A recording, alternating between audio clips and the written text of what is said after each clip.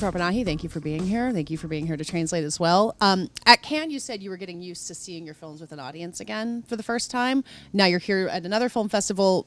How are you getting used to seeing your films with an audience even more?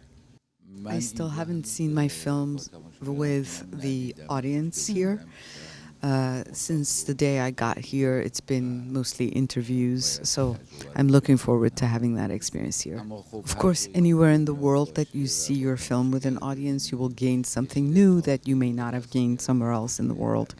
And this combination of different cultures watching the film with you is something very attractive and beneficial. After Cannes, I went to a few countries in Australia and in Europe, and the good reactions to the film made me very happy that I could communicate with the audience everywhere. Have the reactions been different from Cannes in these other countries, or different countries responding in different ways? No, it's been pretty much the same, give or take. The reaction that I saw from a student body at Telluride is pretty much the same reaction that I saw in Armenia with the regular public, and this makes me happy. I think the comedy in the film is such a huge part of how it translates to different audiences, and I was curious about comedy influences for you in making your film and how you wanted the comedy of this to be part of the story and other films that might have inspired you for that. The humor that you're referring to is not something that I have brought into the films. The humor does exist in our culture, and even the saddest issue is usually accompanied by humor and jokes, and this is something quite common. So is that something you'd say the cast brought in more than something that you wrote as part of it, or is it something you developed together? And I guess the better question is, how did you work with the cast to bring out not only these characters, but the humor that you're talking about? When I say the humor is in the culture, it doesn't mean that it's just one set of people. It means actors and non-actors alike, everyone alike. Of course, I was aware of it in the process of writing, but this is something that the actors themselves brought in, especially given that they were non-professional actors, they were non-actors. It's something that they entered from their own culture and being. Is the process of working with the non-professional actors something you've developed over the years? Was there a different process for working with these people? Because the group is such an important part of how this story works. And how do you get these people who aren't used to acting to function as a group and work together in the way that makes this movie work? So I have, because I work with socially engaged films and cinema, I choose the characters from regular people, from non-actors, and it is the fact that they're not acting and they're playing themselves, they're being themselves in the film, that makes the film more believable. Can I ask about how the wedding dress became such a key visual element of this? There's, the character could have been wearing anything. Why did a wedding dress fit this film and this character and the story you wanted to tell?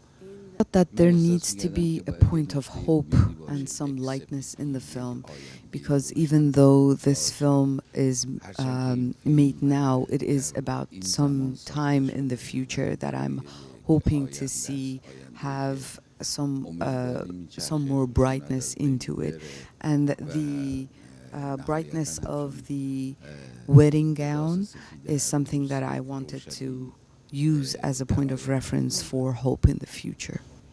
You said that the actors are playing themselves, but I believe you also based some of the story on people who you had met in prison. Can you talk about which parts of the story are based on these real people who you met in that time and how you brought those stories into the film? They're not just characters based on people I met in the prison. They're characters based on people in the prison and outside in the society. And you could say that each character represents a group of people in the society, each with their own thoughts and ideologies. And what I've tried to do is to bring these characters in conversation, give them the share of their time here, and allow them to each speak their mind. You made this film in secret in some way, even though the restrictions are different than how they were in before. What can you tell us about what that means to make a film in secret? I know you can't reveal everything, but what can you tell us about how that works? When you want to make a film in Iran, you have to get a permission from a place called the Ministry of Guidance, which tells you what to do and what not to do, which is not something that I could personally accept. So we started a kind of cinema, an underground, clandestine cinema and filmmaking, and thankfully you see more and more films being made this way in Iran today. So when you want to make a film in this way, you have to take a lot of security measures, work with a very small crew, and have limited equipment so that you do not get into trouble. How is it not directing yourself now after having been in your own films a few more times? Is it more freeing not to be part of the film yourself and just be the director? When they gave me a 20-year sentence for not being able to make films, not being able to travel, not being able to write or have any interviews, this automatically affected me and made me just look inward. And so in any subject that I saw, I somewhat took inside and went inside, saw myself in it. And therefore, I made films like This Is Not a Film and my other film, Taxi, in which I constantly had to see myself or I had to hide the camera elsewhere. But when that 20-year ban ended, then I could more freely just work as before, and I could free up a lot of things a lot of limitations that I thought I had. But my style of filmmaking still didn't change because the subjects that I wanted to make films of were such that the regime would never agree on. So I still had to continue making underground films. You said there are more films being made in this secret way that you've made yours now in Iran. And I wonder what kind of hope you're feeling about how more filmmakers can tell stories like this, or if hope is the right word for how you feel about other people being able to make movies and overcoming these obstacles the way that you have. When we talk about hope, it's hope for doing our work without anxiety and stress. Anytime we wake up in the morning and we want to go on the set, 70 to 80% of our energy goes on how to not get into trouble and how to observe the security measures. And it's only with the remaining energy that we continue making a film.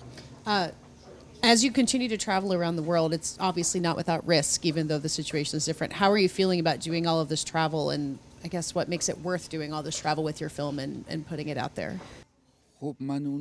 I have already gone through about 16 years of not being able to travel and not being able to work on the film. And for me, the risks now are pretty much meaningless. What matters now is the film, whether I exist or not. Thank you so much for being here. Thank you for the film. Thank you all for being here. And thank you, everybody, for watching. Thank you.